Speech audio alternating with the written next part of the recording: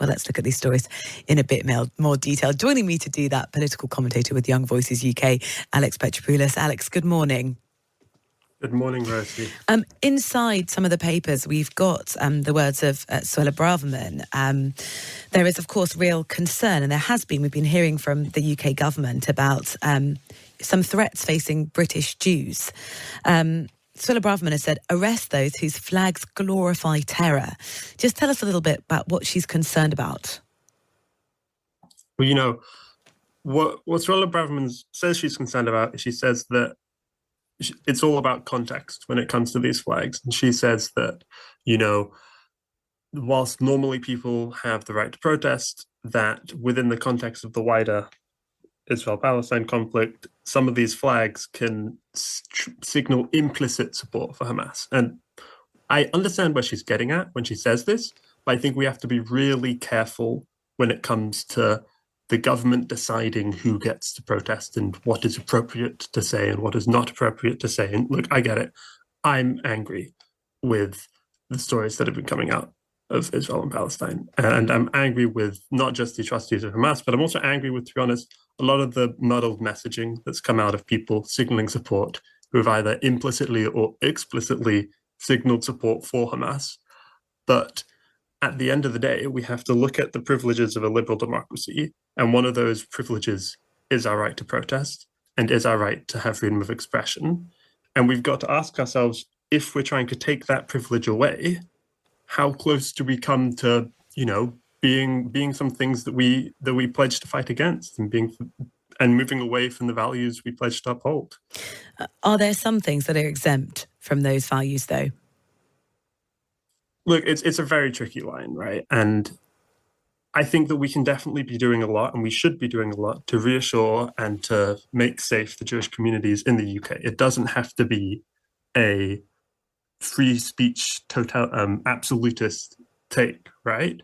But I think that, you know, clamping down on free speech isn't the way to go about making those communities feel safe. I think there's a lot more we can do on, you know, increasing policing numbers in predominantly Jewish areas, on, you know, really making clear messages that we're here as a community to stand together, that we wholeheartedly push back against anti-Semitism and against terrorism of all forms, whilst also allowing people their freedom of speech.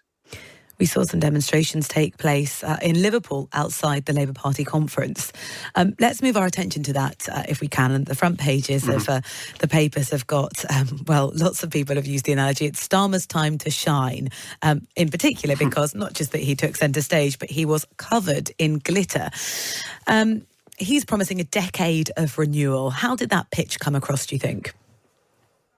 You know, I think that Starmer is really placing Labour as the party of pro-growth and the party that is finally saying, look, Britain has stopped working, we're going to actually get it to start working. And, you know, of course, a party can say it's pro-growth and say it cares about changing things. Both parties do this. But with the Labour Party and with what I've seen out of the conference, I think it's really serious about that. And, you know, one of the reasons I say that is because Labour is becoming the party of house building. And if you ask any economist, what does Britain need to do to get back on track? They will say, you know, we need clean, cheap energy, but we also need to build housing. And out of the conference, those are the two things that we've seen most prominently. We've seen Ed Miliband going on and on about how we're going to massively increase our solar and our wind, but we've seen Starmer really, within his keynote speech, championing house building as Britain's pathway out of its problems. And this is real sustainable growth. This is building things, right? So it's a very solid story to be selling the British people on growth. And I think it's one that they'll be inclined to get behind. Yeah, it's interesting. There's a comment piece in the Times from Alice Thompson who says, here's how the parties can woo young voters. Almost 3 million students joined the electoral roll last year, and they're set to have a huge say in who sits in at number 10.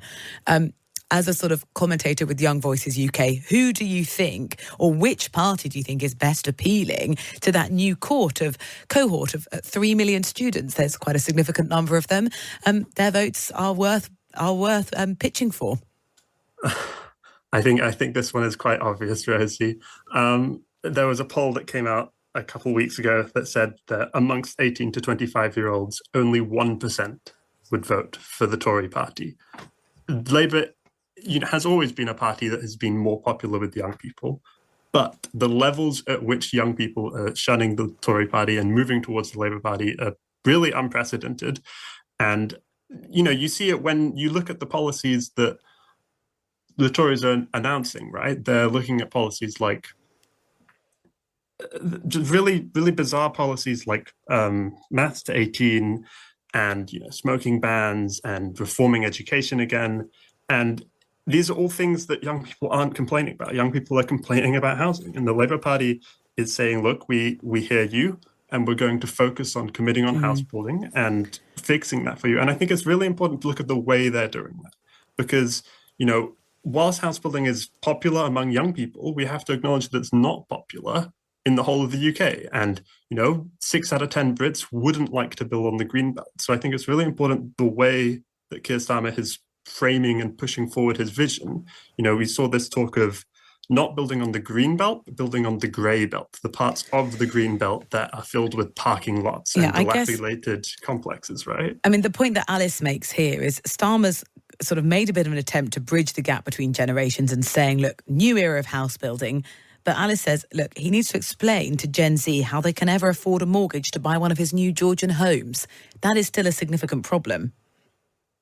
Yeah, you're right. And, Britain has a 4.3 million housing shortage that's causing these prices to be so high, that's causing people to rent. And unless we get on top of that, house prices and rent prices will still be unaffordable for young people. So we've got to do more. But, Starmer announced 1.5 million homes to be built. I think that you're right. We need to show that link and really sell young people on that story. But for a country that for so long has been allergic to building houses, that has been allergic to actually saying and having the conversation, look, we need to build, how can we do it?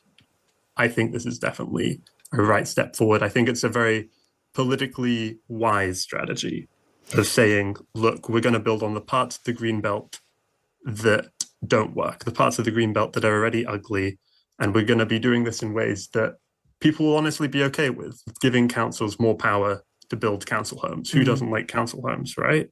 These are very politically smart and acceptable ways of achieving a goal that would otherwise be quite difficult, building housing. Alex, thank you so much. Political commentator with Young Voices UK, giving his perspective of how Keir Starmer's speech went down yesterday. I think an endorsement from Alex.